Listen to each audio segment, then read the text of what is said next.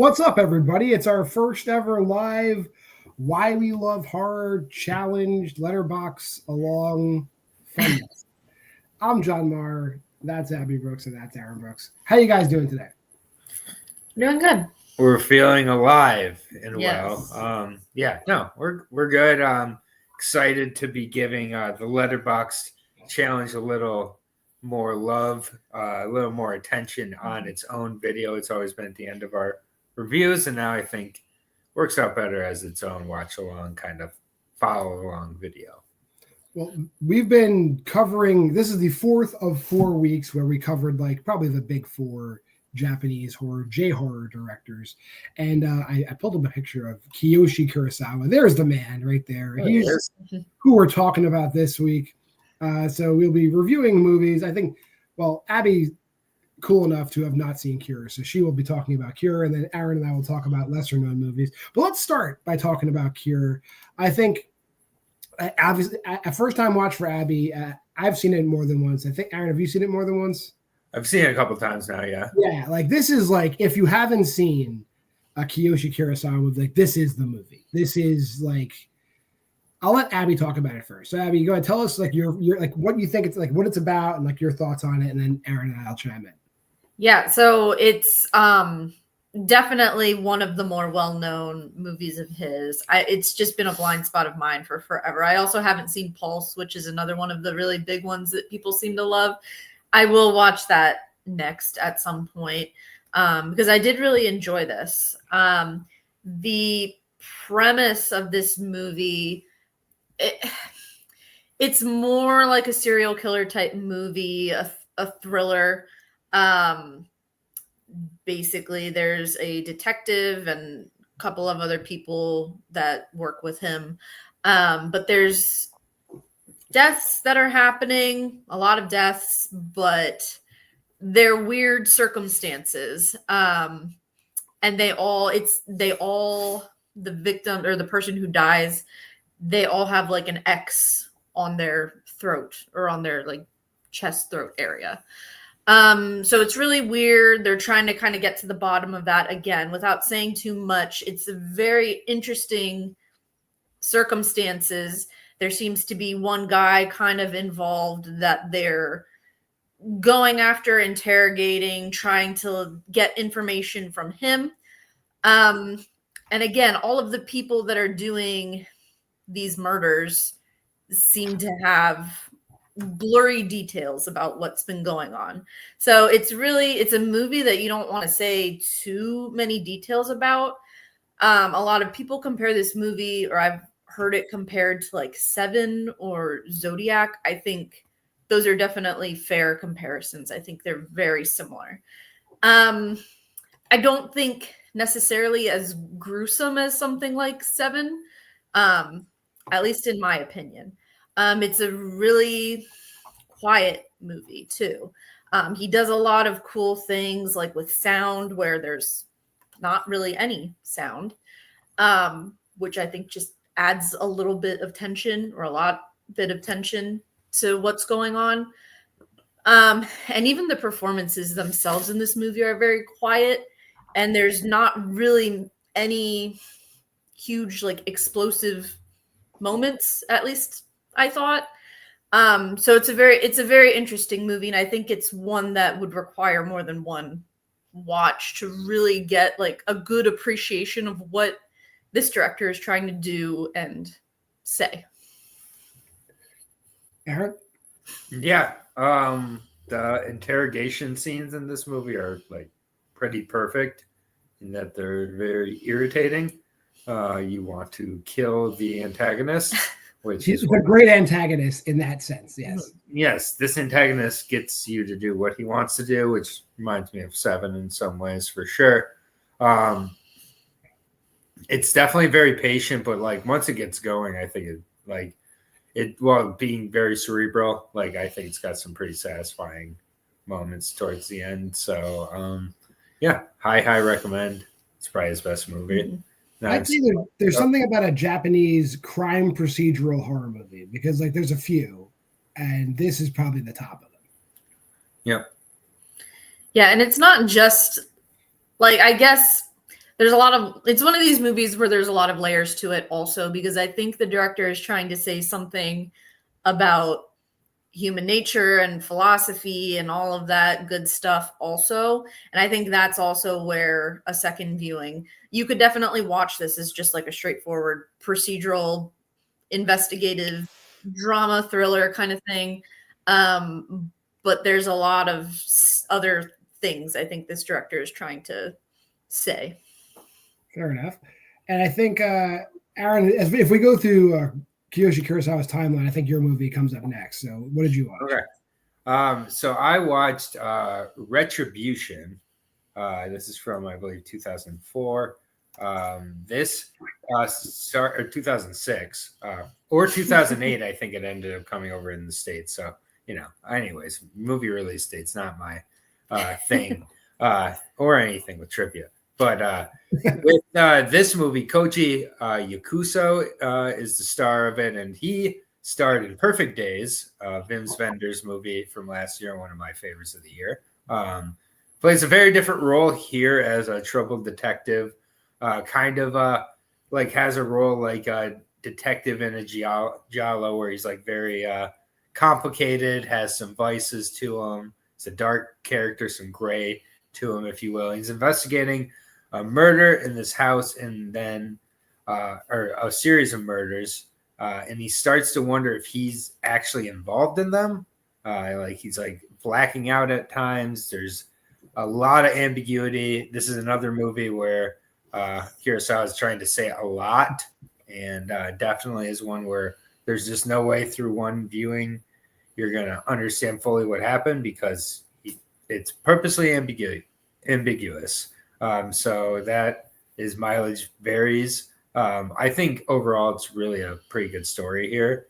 And it's shot well. It's like kind of a traditional like Japanese horror in a lot of the ways that the woman in red is shot, and like she has like moments where she just opens her mouth and just starts like screaming, kind of moments, but I think it's used pretty well. And like, you just don't know how to feel about the main character as it goes and like what to believe with him.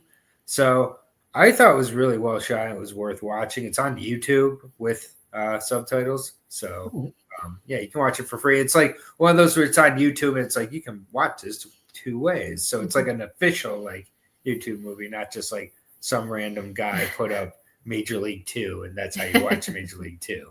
So this one's legit, and it's pretty good. I wouldn't say it's on Cure or Pulse's level, but it's not too many steps below it. All right. Well, I think you're the only one of the three of us that's seen Retribution, so we'll leave that at that, and we'll go on to the movie I saw. I know Aaron has at least seen this movie, Chime, which came out last year, and that's what that box was. Not really a feature-length movie. This movie is 45 minutes long, but I saw it made. I believe it made Horrorville's top 50 of 2024. It was pretty high up on that list. So sold already before I even watched it. It's about a chef, and he's not currently practicing as a chef. He's in a culinary school instead of like, even though throughout the series of the 45-minute movie, he's trying to get a job in a restaurant. But he has a student who hears a chime, like, and he's complaining and he's catatonic sort of, but not really. And then he eventually, loses his mind totally. And then the curse or chime or what have you passes on to the chef, and we kind of see his slow deterioration, even though like we don't hear anything and we're not really sure what's up. And again, like all the Kiyoshi Kurosawa movies, the ending is, so I guess maybe 30-70 ambiguous. I'm pretty sure I know what happens, but it just ends, and like he's probably going to be in a lot of trouble at the end of the movie without saying what happens. Aaron, what did you think of Chime? Yeah, no, I thought this was good. Like, it's hard to be scared, but like I did think that this was like a scarier movie from him. So I would say this is more like a traditional horror compared to maybe Cure, which some people feel like isn't, it's horror adjacent in some ways, but like I don't really care about that either way. But like with Chime, like I feel like in 45 minutes it still takes its time, but just so much more effective than most movies that came out in 2024. I would say like there's one scene in Chime, again without spoiling anything, and there's like a kill scene in it that is like really like real. Like it feels real. Abby, you saw Chime too? You're nodding. No, I saw the beginning of it. I did not finish the movie. Yeah, there's very few kills in the movie, and like, but anytime somebody gets killed in Chime, it like the effects are just like fantastic. Like it feels. I mean, not that I'm a snuff film connoisseur, but like it looks real as shit. Like I was like, holy shit! Like that one scene, I was like, it was like acted very well too. So it's like he knows how to bring it with regards to that stuff. So I would definitely recommend 45 minutes of your life. Go find Chime. I found it for free on Daily Motion. Somebody posted it there with subtitles. You can check it out there. That'll do it for our picks, but I figure since we're talking about him, we might as well, I know Abby hasn't seen it, but Aaron and I have both seen Pulse. So we'll just talk about Pulse briefly. Aaron, you can start. This is one that I'd like to revisit at one point. Of his movies I've seen so far, which is I believe 3 or 4 at this point, I've seen Chime, seen Cure, Retribution, and this. This one would probably be my personal picks is the one I prefer the least, but like it's also just like some aspects of it. It's a early 2000s internet horror movie, so some aspects of it with the isolation are really, really like profound, and other aspects of it are kind of dated with it, and that's just kind of the nature of the story it's telling. But I do feel like the ways that he kind of predicted isolation and kind of those feelings and what that does to certain personality types, I think was really pretty spot on. And like, it is a movie that again is like just like kind of a more traditional horror movie from him, So I think it's good. It's one I'd like to revisit. I've never seen the remake either. I haven't seen the remake either. I feel like it will be nothing like this movie. Like, I don't think they could recreate that, especially since it's like 5 years after this one. Like, and it's Kristen Bell's in it, so like, I mean, you're not going to recapture this feeling with Kristen Bell. So no, but I'll watch it eventually. That'll probably do it for as far as like if you're going to dive into Kiyoshi Kurosawa without getting too deep into it. Those are the 4 movies you should probably watch, I would say.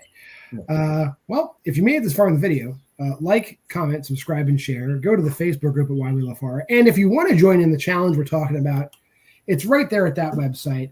And I'm not sure what I think next week we're getting into our own like curated things. I think it's Abby's curated list. So I think we're going to watch a movie that was on the last drive-in with Joe Bob Briggs, I believe is your first prompt. And I know I'm watching Chud, which I've never seen. I mean, I'm sure Bill Cariola's going to hate that I said that out loud, but I've never seen Chud. So I will be watching Chud. What are you guys watching? I don't think I've picked yet. I don't do the thing where I go and pick them all. That's okay. That's okay. Yeah, and there's extra points, I think, if you watch a movie where he does the episode as well. So if you want to spend 4 hours watching the movie instead of 2, go ahead and do that. I'm doing City of the Dead. It's a movie from 1960s, I believe. Yeah, 1960. And I don't know much about it. It was done on this season. So I will find out about it when I watch it this upcoming week.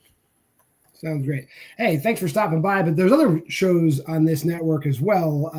Monday, there's Versus, where Will and I will watch a bad horror movie. We're currently going through all the ITN distribution movies. I guess that's why nobody watches. Tuesday, my daughter does Why Liv Loves Horror. I decided she's just going to rewatch the Hotel Transylvania movies. So for the next 3 weeks, we'll be getting some Hotel Transylvania. We'll learn about Hotel Transylvania. Yeah. And then Wednesday, I think Aaron's got like 3 more Evil Bong movies to go, right? So, I think there's 2 or 3. I think there's a Gingerweed Man movie. There's the Infinity High or whatever. So Infinity High, and then I think we're done. So I think it's 2 more. We're almost there. And then Aaron gets to do Aaron Unwinds on his own terms, which is very important. Very, very important in this community. Yes. Thursdays, we will be doing this. I don't know if it'll always be live. Maybe. If we can do it, we can. If not, we'll pre-tape it, but we'll always be covering what we did this week. And then Friday, as usual, Why We Love Horror Trivia, 2 episodes. unless or one championship episode. I believe Horror Jeopardy is coming back this week, among other things. So check that out. Until next time, I'm John Marr, and those are the Brookses, Abby and Aaron. We'll see you next time on Why We Love Horror Challenge.